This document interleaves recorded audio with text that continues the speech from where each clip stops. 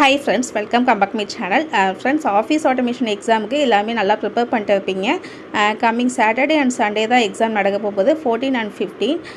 இன்னைக்கு hall ticket வந்தாலும் வந்தோம், இன்னைக்கு அல்ல நாளைக்கு வந்தோம். சப்போஸ் நீங்கள் ப்ரைவேட்டாக அப்ளை பண்ணியிருக்கீங்க அப்படின்னா உங்களோட ப்ராக்டிக்கல் நோட்டை எக்ஸாமினேஷன் சென்டரில் போய் நீங்கள் வந்து கொடுத்து கரெக்ஷன் வாங்கணும். சப்போஸ் நீங்கள் இன்ஸ்டியூட்டில் தான் படிக்கிறீங்க அப்படின்னா உங்கள் இன்ஸ்டியூட்லேயே கொடுத்துக்கலாம், ஒன்றும் பிரச்சனை கிடையாது. ப்ரைவேட்டாக ஓனாக நம்ம வீட்டில் இருந்தே படிச்சுட்டு நம்மளாவே அப்ளை பண்ணி நம்மளாவே எக்ஸாம் எழுதுவாங்களா அவங்களுக்கு மட்டும்தான் இந்த தகவல். மற்றபடி வந்து நீங்கள் இன்ஸ்டியூட்டில் போய் படிக்கிறீங்கன்னா அவங்களுக்கு வந்து தேவையில்லை. இப்போ நம்மளுக்கு எக்ஸாமில் எவ்வளோ மார்க் எடுத்தால் பாஸு, எவ்வளோ மார்க் எடுத்தால் ஃபெயில் அப்படின்றத பார்க்கலாம். அப்புறம் பார்த்தீங்கன்னா தியரி எக்ஸாமில் பார்த்தீங்கன்னா 1 மார்க் மட்டுமே 40 மார்க்ஸ்க்கு வந்தோம். Filling the blanks, match, choose best answer, true and false, இது மட்டுமே 40 மார்க்ஸுக்கு. அப்போ டூ மார்க் கொஸ்டின் பார்த்தீங்க அப்படின்னா 18 கொஸ்டின்ஸ் கொடுப்பாங்க, 15 கொஸ்டின் வந்து அட்டன் பண்ணணும். ஒரு கொஸ்டினுக்கு 2 மார்க் அப்படின்றப்ப 30 மார்க்ஸ். அதே மாதிரி 5 மார்க் வந்து பார்த்தீங்க அப்படின்னா டோட்டலாக 6 கொஸ்டின்ஸ் கொடுப்பாங்க, 5 கொஸ்டின்ஸ் வந்து அட்டன் பண்ணுற மாதிரி இருக்கும். 6 கொஸ்டினுக்கு ஒவ்வொரு கொஸ்டினும் 5 மார்க் அப்படின்னா டோட்டல் மார்க் வந்து 30 மார்க்ஸ் 5 மார்க்ஸ்க்கு மட்டுமே கிடைக்கும். டோட்டலாக பார்த்தீங்க அப்படின்னா 100 மார்க்ஸ்க்கு எக்ஸாம், 1 மார்க் மட்டும் 40, 2 மார்க் அண்டு 5 மார்க் வந்து நம்மளுக்கு 60 மார்க்ஸ், டோட்டலாக வந்து 100 மார்க்ஸ். இதில் பார்த்தீங்க அப்படின்னா பாஸ் மார்க் மட்டும் பார்த்தீங்கன்னா 40 மார்க்ஸ் எடுத்தால் பாஸு, எடுக்காத மாதிரி பார்த்துக்கோங்க. 40 மார்க்ஸ் எப்படியாவது எடுக்காத மாதிரி பாருங்க. 1 மார்க் அட்டன் பண்ணாவே 40 மார்க்ஸ் வந்தது. மோஸ்ட்லி 1 மார்க் 2 மார்க்லேயே நீங்கள் பாஸ் ஆகிடலாம், கவலைப்பட தேவையில்லை. நெக்ஸ்ட்டு ப்ராக்டிக்கல் எக்ஸாம் பார்த்தீங்கன்னா அதே மாதிரி தான் ப்ராக்டிக்கல் எக்ஸாமும் வந்து 2 hours நடக்கும். அதில் வந்து மொத்தம் 9 ப்ரோக்ராம்ஸ் வந்து நம்ம ரன் பண்ணி காமிக்கிற மாதிரி இருக்கும், ரிட்டன் பண்ணுற மாதிரியும் இருக்கும். நம்மளுக்கு ஃபஸ்ட்டு போனோடனே நம்மளுக்கு கொஸ்டின் அண்ட் ஆன்சர் ஷீட் இருக்கும். நம்ம ஆன்சர் ஷீட்டில் வந்து நம்ம எழுதணும். எழுதிட்டு நம்மளுக்கு என்ன ப்ரோக்ராம் வந்திருக்கோ அதுக்கான நம்ம ப்ராக்டிக்கல் நோட்டில் எழுதியிருப்போம்ல, எய்ம், ப்ரொசீஜர், அவுட்புட் அப்படின்னு போட்டு எழுதியிருப்போம்ல, அதை ஃபுல்லாக நம்ம அந்த ஃபார்மேட்லேயே எழுதணும். எழுதி அங்கே எக்ஸாமினர்கிட்ட காமிச்சிட்டு என்ன பண்ணோம் அப்படின்னா நம்மளுக்குன்னு எங்கே அலாட் பண்ணியிருக்காங்களோ அந்த கம்ப்யூட்டரில் போய் நம்ம அந்த ப்ரோக்ராமை ரன் பண்ணி காமிக்கணும். இதுதான் நம்மளோட வேலை. மொத்தம் 9 கொஷினை ஒவ்வொன்றுக்கும் வந்து மொத்தம் 3 கொஷின் தான். 3 கொஷினில் ஒவ்வொன்றுலையும் பார்த்தீங்க அப்படின்னா 3 ப்ரோக்ராம் இருக்கும். ஒரு கொஷினுக்கு 30 மார்க்கு, 3 கொஷினுக்கு 90 மார்க்ஸு, வைவாவுக்கு 5 மார்க்ஸ். நம்மக்கிட்ட கொஷின் கேட்பாங்க, அதுக்கு நம்ம கரெக்டாக போல்டாக ஆன்சர் பண்ணுறோம் அப்படின்னா அதுக்கு 5 மார்க்ஸ். உங்கள் ப்ராக்டிக்கல் நோட் சப்மிட் பண்ணியிருக்கீங்கல்ல அதுக்கு 5 மார்க்ஸ். டோட்டலாக பார்த்தீங்க அப்படின்னா 100 மார்க்ஸ். இந்த 100 மார்க்ஸில் நீங்கள் 50 மார்க்ஸ் எடுத்தால் பாஸ், ஓகேவா? தியரியில் 40 மார்க் எடுக்கணும், ப்ராக்டிக்கலில் வந்து பார்த்தீங்க அப்படின்னா 50 மார்க் எடுத்தீங்க அப்படின்னா டோட்டலாக வந்து 90 மார்க்ஸ் எடுத்தால் ஆஃபீஸ் ஆட்டோமேஷனில் பாஸ் ஆகிடலாம். மோஸ்ட்லி வந்து நீங்கள் தியரி படிக்கிறதா இருந்தால் யூனிட் 1, யூனிட் 2, யூனிட் 7 இது எல்லாமே வந்து தியரி டாபிக். இதை ஃபுல்லாக நல்லா பார்த்து வச்சுக்கோங்க. ஒவ்வொன்றுக்கும் வந்து இப்போ தியரி படிக்கிறீங்க அப்படின்னா ஃபஸ்ட்டு டெஃபினேஷன்ஸ் ஆஃப் கம்ப்யூட்டர் தான்.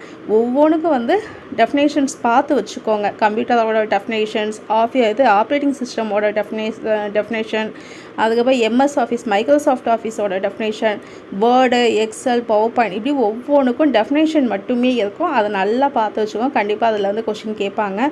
அதுக்கப்புறம் வந்து ஒவ்வொன்றுக்கும் அப்ரிவேஷன் இருக்கும், அதையும் நல்லா பார்த்து வச்சுக்கோங்க.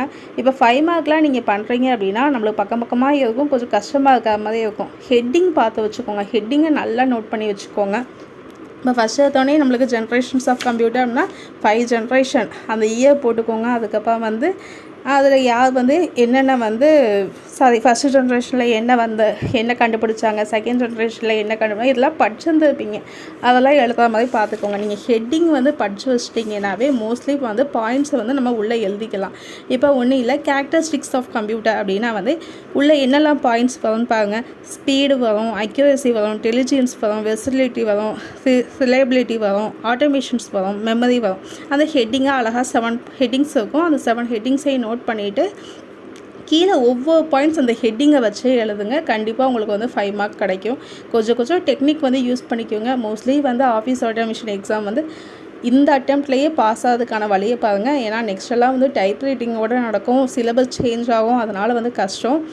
மோஸ்ட்லி வந்து நல்லா ப்ரிப்பேர் பண்ணுங்கள், கண்டிப்பாக சக்ஸஸ் பண்ணலாம். ப்ராக்டிக்கலுக்கு பயப்பட வேணாம், நல்ல ப்ராக்டிக்கல் வந்து பார்த்து வச்சுக்கோங்க. ஒர்க் அவுட் பண்ணுங்கள். வீட்டில் சிஸ்டம் இருந்தால் கண்டிப்பாக வந்து பயப்படாமல் பண்ணீங்க அப்படின்னா கண்டிப்பாக சக்ஸஸ் பண்ணலாம். எக்ஸாம் ஹாலுக்கு போனோன்னு பயப்பட மட்டும் செஞ்சாதீங்க, ஓகேவா? அப்போ பார்த்தீங்கன்னா தியரியில் அந்த 3 லெசன் படிச்சாங்களா, first unit, second unit, 7th unit, இது 3மே தியரி பேசிக்கில் இருக்கிறதுனால 3ஐயும் வந்து கம்ப்ளீட்டாக முடிச்சு வச்சுக்கோங்க. நெக்ஸ்ட் வந்து பார்த்தீங்க அப்படின்னா வேர்டு, எக்ஸல், பவர்பாயிண்ட், அக்சஸ் இதெல்லாம் நம்மளுக்கு ஓனாக கொஸ்டின் கேட்டாவே நம்மளால் ஆன்சர் பண்ண முடியும். ஒன்றும் இல்லை, நீங்கள் அந்த பிக்கு நீங்கள் உங்களுக்கு புக்கு கொடுத்துருக்காங்கன்னா அந்த பிக்கில் வந்து கொடுத்துருப்பாங்க வேர்டில் என்னெல்லாம் இருக்குது, என்னெல்லாம் மெனு பாக்ஸ் இருக்குது, ஒவ்வொரு மெனு பாக்ஸ்லேயும் உள்ளே என்னென்ன இருக்குது அப்படின்றத நீங்கள் பார்த்து வச்சாவே ஓரளவு ஆன்சர் பண்ணிடலாம். அதனால் தியரி டாபிக் நினச்சி பயப்பட தேவையில்லை. மோஸ்ட்லி மேத்ஸ்லேயே 10 மார்க் வந்தது, ட்ரூ ஆர் ஃபால்ஸ் இருக்குது, சூஸ் த பென்ஸ், இதை நம்ம கரெக்டாக பண்ணவே ஒரு 30 மார்க்ஸ் எடுத்துடலாம். அதுக்கப்புறம் 2 மார்க்ஸில் வந்து எங்கேயாவது வந்து அந்த ஹெட்டிங்கை வச்சே நீங்கள் நோட் பண்ணி எழுதுனீங்கன்னாவே நம்மளுக்கு ஈஸியாக வந்து 40 மார்க்ஸ் வந்து நம்ம எடுத்துடலாம். ப்ராக்டிக்கல் மட்டும் கொஞ்சம் நல்லா பார்த்து வச்சுக்கோங்க. இந்த லெட்டர் ரைட்டிங்லாம் பார்த்தீங்க அப்படின்னா நம்மளுக்கு கவர்மெண்ட் ஆர்டர், பிஸ்னஸ் லெட்டர் இது மாதிரிலாம் கொடுத்துருக்காங்கல்ல, நீங்கள் ஏதாவது ஒரு டைப் பார்த்து வச்சுக்கோங்க. ஒரு லெட்டர் ஃபார்மெட் பார்த்து வச்சிட்டிங்கன்னா தான் நீங்கள் ப்ராக்டிக்கல் எக்ஸாம் ஹாலில் வந்து உங்களுக்கு இந்த ப்ரோக்ராம் தான் வந்திருக்கு அப்படின்னா அதை நம்ம ரிட்டன் பண்ணணும். அப்போ நம்ம உள்ளே அங்கே போய் நம்ம திணறிக்கிட்டு இருக்க முடியாது. அதனால் ஃபுல்லாக பார்த்து வச்சுட்டு போயிட்டிங்கன்னா ஈஸியாக இருக்கும். அட்வர்டைஸ்மெண்ட்னா நம்ம என்ன அட்வர்டைஸ்மெண்ட் பண்ணலாம் அங்கேயே கொடுத்துருப்பாங்க, இந்த அட்வர்டைஸ்மெண்ட் தான் பண்ணணும் அப்படின்னா அந்த நீங்கள் ஏதாவது ஒரு 2 பாயிண்ட் படித்து வச்சுட்டு போனீங்கனாலும் அதை வச்சு நீங்கள் பண்ணிவிடுங்க. மோஸ்ட்லி வந்து தமிழே எழுதிக்கலாம், இங்கிலீஷ்லேயும் எழுதிக்கலாம். அதனால் வந்து ஈஸியாக தான் இருக்கும். இப்போ எக்ஸல்லாம் பார்த்தீங்க அப்படின்னா மார்க் ஷீட் ப்ரிப்பேர் பண்ண சொல்கிறாங்க அப்படின்னா அதுக்கான ஃபார்முலாஸ் என்ன வரும், எக்ஸலில் மோஸ்ட்லி அந்த மார்க் ஷீட் இது மாதிரி தான் வரும். இல்லாட்டினா வந்து பாஸ் ஃபெயில் அந்த மாதிரி வரும். இதெல்லாம் வந்து பார்த்திங்கன்னா ப்ராஃபிட் அண்ட் லாஸ் அந்த மாதிரி கேட்பாங்க. நம்மளுக்கு என்ன கொடுத்துருக்காங்களோ அதுக்கேற்ற மாதிரி நம்மளுக்கு அந்த ஃபார்முலா மட்டும் கொஞ்சம் பார்த்து வச்சுட்டு போய்க்கோங்க. சம் பண்ணுமா, ஆவரேஜ் பண்ணுமா, அதுக்கப்புறம் வந்து அந்த பாஸ் ஃபெயில் வந்து ஹைலைட் பண்ணி காமிக்கிறதுக்கு ஒரு ஃபார்முலா, பெரிய ஃபார்முலா மாதிரி வரும். அதை கொஞ்சம் பார்த்து வச்சுக்கோங்க. அதெல்லாம் கொஞ்சம் இப்போவே பார்த்து வச்சுக்கோங்க. இன்னும் ஒரு 4 days தான் எக்ஸாம் இருக்குது.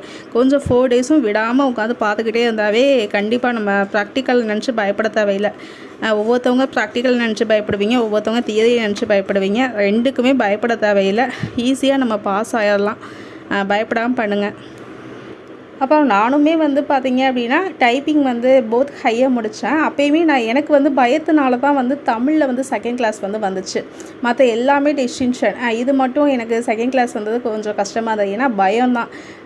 பயம் இல்லாமல் இருந்தீங்கன்னாவே கண்டிப்பாக ஆஃபீஸ் ஆட்டோமேஷனில் நம்ம ஃபஸ்ட் கிளாஸ் டிஸ்டிங்ஷன் எடுக்கலாம். நல்லா படிங்க. நானுமே எக்ஸாம் போகிறேன். கம்மிங் சாட்டர்டே வந்து நானும் எக்ஸாமுக்கு போகிறேன். எங்கள் சென்டரில் சொன்னதை வச்சு உங்களுக்கு எல்லாமே நான் சொல்கிறேன். நல்லா எக்ஸாம் பண்ணுங்கள். நானும் டிஎன்பிசி ப்ரிப்பேர் பண்ணிட்டுருக்கேன். அதனால தான் டைப்பிங்கும் வந்து போத் ஹையாக முடிச்சுட்டு சரி ஆஃபீஸ் ஆட்டோமேஷன் முடிச்சுட்டு நம்ம ஒரே தான் டிஎன்பி குரூப் 4க்கு குரூப் 2க்கு வந்து நம்ம ஸ்டடீஸ் பார்க்கலாம் அப்படின்ற மாதிரி தான் நான் படிக்க ஸ்டார்ட் பண்ணேன். இப்போ ஆஃபீஸ் ஆட்டோமேஷன் முடிச்சுட்டு நெக்ஸ்ட் டேயில் வந்து திரும்பி குரூப் 4க்கு ப்ரிப்பேர் பண்ண ஸ்டார்ட் பண்ணோம். எந்த அளவு கரெக்டாக போய்கிட்டு இருக்குன்றது தெரில. படிச்சுட்டு இருக்கேன். கண்டிப்பாக சக்ஸஸ் பண்ணணும், அதுதான் என்னோடய எய்மு. நீங்களுமே படிங்க. ஆஃபீஸ் ஆட்டோமேஷனில் கண்டிப்பாக ஃபெயில் ஆகிடாதீங்க. ஓகே ஃப்ரெண்ட்ஸ், நெக்ஸ்ட் வீடியோவில் பார்க்கலாம். பாய்.